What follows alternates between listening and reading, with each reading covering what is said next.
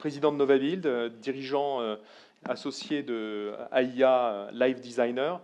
Et il n'avait pas d'intervention de préparée ce matin parce que son objectif, c'était de nous faire une synthèse avec ce qu'il vit et ressent au quotidien à Novabuild et au sein de son agence d'architecture et d'ingénierie.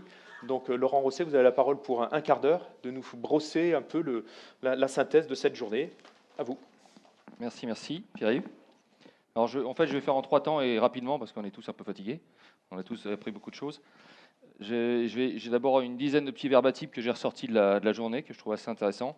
Après, je vous ferai une petite synthèse avec des questions. Il y a 2 thèmes et puis une ouverture sur 3 sujets. Donc, les dizaines de verbatim intéressants, je ne dis pas les noms des gens qui les ont prononcés, vous les retrouverez. Hein.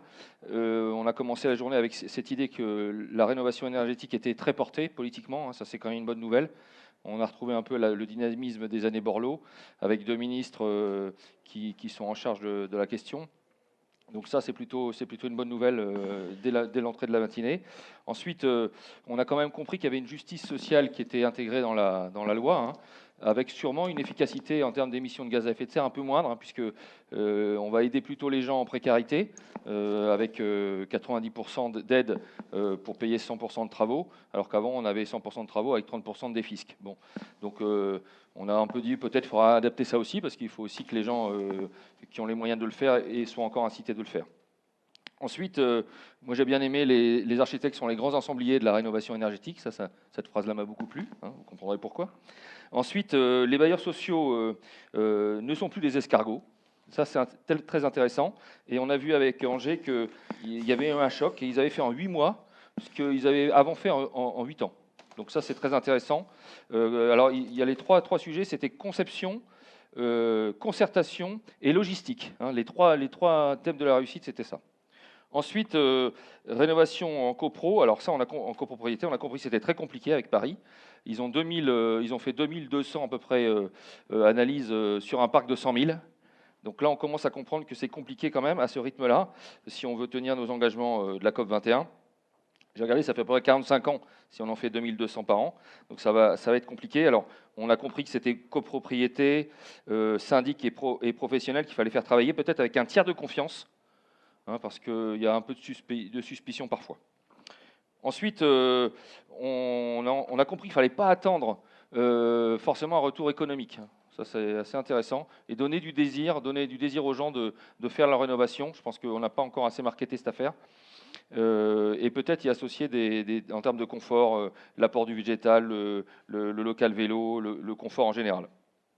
Ensuite, rénovation décarbonée doit intégrer la logique du mix énergétique, ça j'ai bien aimé. Hein, on commençait à rentrer dans les considérations un peu techniques, ça c'était assez intéressant, en comprenant aussi que finalement la sobriété, le low-tech et le vecteur eau étaient peut-être des vraies sources d'innovation, au-delà de tout. Et cette histoire du vecteur eau, je m'y attarde 2 secondes en disant qu'effectivement, on ne consomme pas d'énergie, hein, vous le disiez à l'instant. En fait, on la déplace, l'énergie, c'est de l'entropie. Hein, c'est un système fermé et qui est plus ou moins excité par le travail qu'on lui fournit et qu'il reçoit.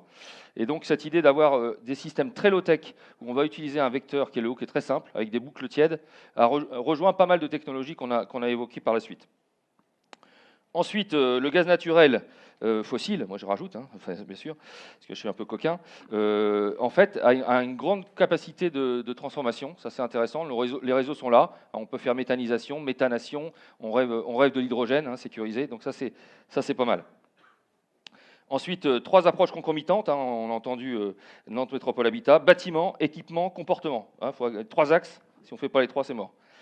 Le décret tertiaire mesure la vraie conso.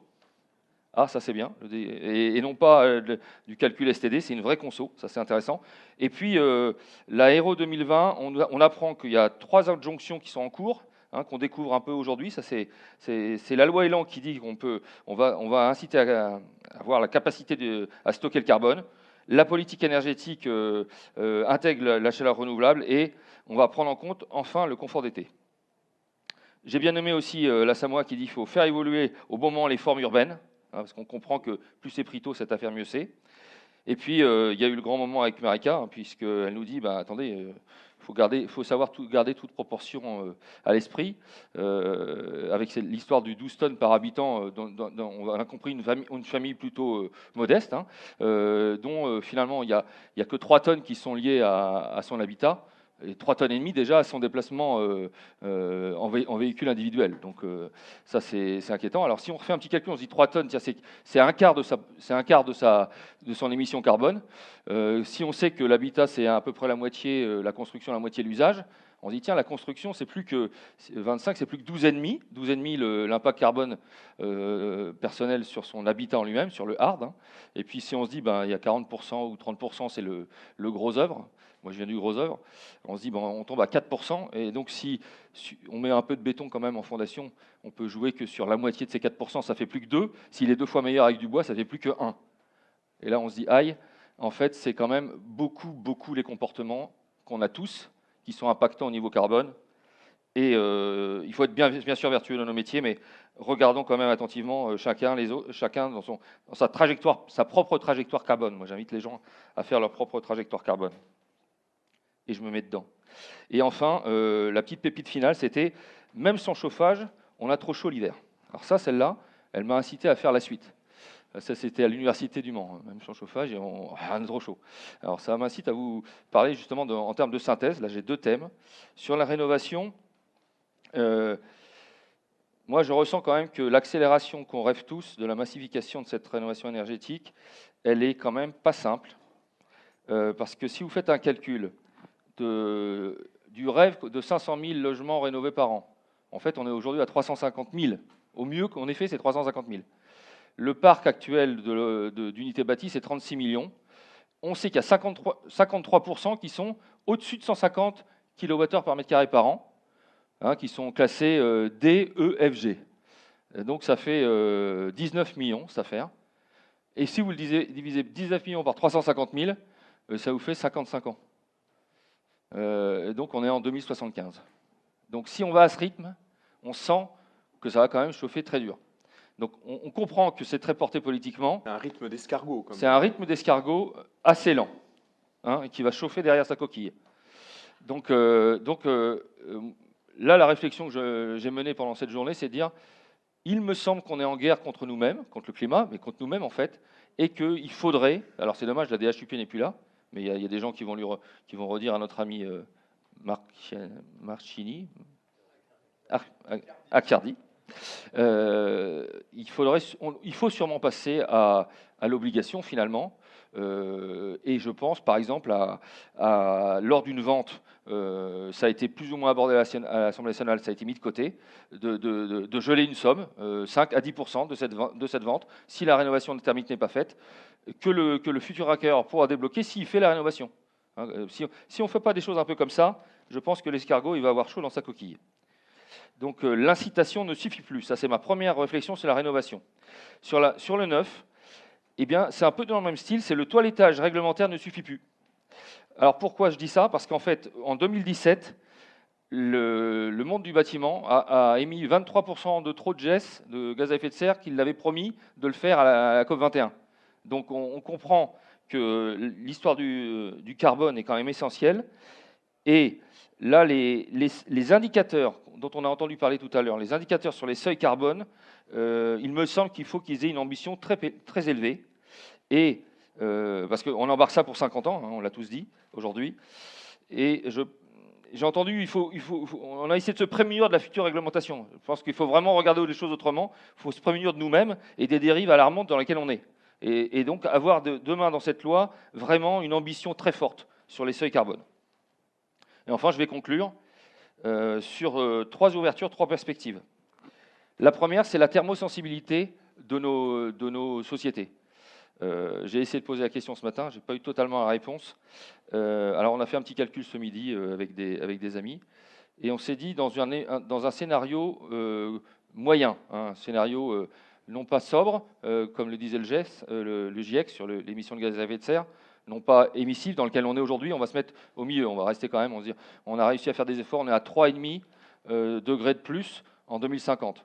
Si on prend à peu près 180 jours de chauffage en France, hein, dans la zone H1, on peut estimer, fois 24 heures, qu'on est à peu près une valeur de 15 000 degrés heure, et, alors qu'on a un besoin de 60 000 aujourd'hui. Donc en fait, mathématiquement, la montée en température de 3,5 degrés, vers laquelle on est, elle diminue en hiver les besoins de 25%. Alors, ce n'est pas très rassurant, hein, je ne dis pas que c'est bien, mais on l'a entendu tout à l'heure, nos modèles aujourd'hui climatiques de conception du bâtiment n'intègrent sûrement pas assez la dérive climatique dans laquelle on est. Et je dirais même que la question de demain, elle est sûrement, vu ce que je dis là, beaucoup plus carbone que énergie. Alors, je sais qu'on est dans Energy Meeting, mais peut-être que Energy Meeting va s'appeler Carbone Zéro Meeting, hein, ou quelque chose comme ça, parce que la question, elle n'est plus vraiment de l'énergie qu'on consomme, qui est un terme erroné, hein, puisque c'est l'énergie qu'on déplace. Si on est malin, d'ailleurs, on la déplace bien, on la conserve, on la garde, on est en mix, tout ça, ça va bien. Donc c'est plus la question c'est le carbone. Désolé de vous le dire, enfin, on en a tous conscience, mais c'est ça la vraie question. Et du coup, avant-dernier point, ça n'a pas du tout été abordé, la précarité énergétique d'été. Ah oui, parce qu'en fait, la précarité énergétique d'hiver, en tout cas, on est tous un peu comme ça, on est tous des humains, on est bien à 19 degrés, mais quand il caille un peu, vu qu'on échange avec l'air par convection et aussi par conduction de ce qu'on touche, l'hiver, même si on caille un peu, alors il ne faut pas que ça soit humide, hein, on peut mettre un bas de laine, hein, ou un gros pull, ou se coller à un animal, il y a plein de solutions. Eh bien, on résiste beaucoup mieux, figurez-vous, vous l'avez vécu cet été, à un peu froid à froid que à chaud. Quand on est à 43 degrés dans son logement la nuit, on ne ferme pas l'œil. Si on est à 15 degrés dans son logement, on peut mettre 3 couvertures, on peut être bien, ça peut marcher avec les chats sur le lit, tout va bien. Donc la précarité énergétique estivale, j'en parle parce qu'elle est socialement dégueulasse. Réellement. Pourquoi ? Parce que c'est toujours l'affaire de l'entropie. Ceux qui vont avoir les moyens d'acheter le meilleur climatiseur chez Daikin, en fait, ils vont être bien chez eux, ils vont réchauffer le voisin. Mais oui, c'est comme ça. Je fais un petit clin d'œil, mais malheureusement, et je le dis avec très sérieux cette fois-ci, si vous regardez les chiffres d'augmentation de la montée en climatisation de la France, c'est terrifiant. Enfin, c'est super motivant pour les associés de Daikin. J'ai rien contre Daikin. Hein. Je sais que vous êtes là et que vous êtes dans les leaders de faire le mieux possible. Et puis vous répondez à un besoin, et d'ailleurs il faut mettre des climatiseurs dans les maisons de retraite, sinon là ça va très mal. Mais globalement, on est quand même dans une montée à 2 chiffres en France. J'ai posé la question tout à l'heure à un collègue, je lui dis, en Inde il y a combien de climatiseurs ? Bon, il ne savait pas, c'est normal, je l'avais lu 5 minutes avant. Hein. Il y a 30 millions de climatiseurs. En 2050, il y en a combien ? 1 milliard. Bon. Alors quand on sait qu'en plus en France, nous on monte à 2 chiffres, alors vous faites, c'est des mathématiques, hein, vous faites 1,15 à la puissance 10, vous allez voir combien ça fait. Et qu'en plus, on a un parc nucléarisé qui a besoin de l'eau froide pour refroidir ses centrales, eh bien, ça ne marche plus. Et quand on sait que le pic énergétique en France, cet été, en juin, le 27 juin, c'était 63 gigawatts, alors qu'on n'est qu'à 83 gigawatts en hiver, en janvier, il n'y a plus que 20 gigawatts d'écart, mais en fait, ceux-là, ils sont dramatiques parce qu'en fait, on y va. Quand vous regardez les schémas 2050, hein, c'est l'Institut de Lausanne qui a publié les chiffres.